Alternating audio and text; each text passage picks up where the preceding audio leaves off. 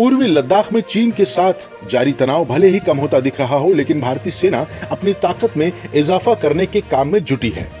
भारतीय सेना ने अमेरिका से 1.42 लाख सिग 716 असॉल्ट राइफलों के बाद अब इजराइल से एंटी टैंक गाइडेड मिसाइल और हेरॉन ड्रोन खरीदने का ऑर्डर दे रही है।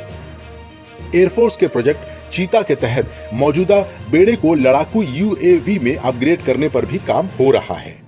डीआरडीओ भी portable anti tank guided missile विकसित कर रहा है, जिससे 50,000 मिसाइलों की जरूरतों को पूरा किया जा सकेगा।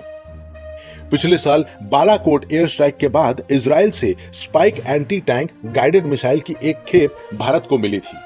तीनों सेनाएं पहले से ही लद्दाख सेक्टर में सर्विलांस के लिए Heron unmanned aerial vehicle UAV का इस्तेमाल कर रही है, जो एक बार में 2 दिन तक उड़ सकता है।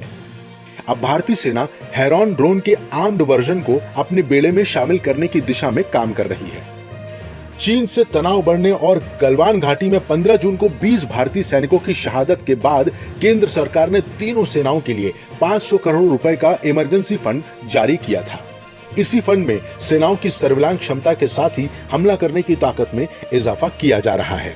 यही वजह है कि अमेरिका से 72,000 असॉल्ट राइफल खरीदने के साथ ही अब भारतीय सेना इजराइल से हेरॉन ड्रोन और स्पाइक एंटी गाइडेड मिसाइल भी खरीदेगी। सरकारी सूत्रों की माने तो मौजूदा हालात को देखते हुए हेरॉन ड्रोन की संख्या बढ़ाए जाने की जरूरत है। खासतौर पर एयरफोर्स की जरूरतों को पूरा करने के लिए इसे खरीदा जाना जरूरी है। हालांकि इजराइल से कितने हेरॉन ड्रोन खरीदे जाएंगे, इसकी संख्या का पता नहीं चला है। इधर एयरफोर्स हेरॉन के आर्म्ड वर्जन पर काम कर रही है। हेरॉन ड्रोन 10 किलोमीटर की ऊंचाई से दुश्मन पर नजर रख सकता है। ये एक बार में 2 दिन तक उड़ सकता है और 10 किलोमीटर की ऊंचाई से दुश्मन की हर हरकत पर नजर रख सकता है। बालाकोट एयर स्ट्राइक के बाद पिछले साल सेना को 12 लॉन्चर और 200 स्पाइक मिसाइलें मिली थीं।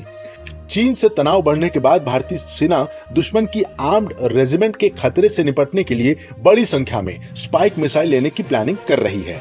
इस बीच डीआरडीओ भी देसी portable anti tank guided missile विकसित करने का काम कर रहा है।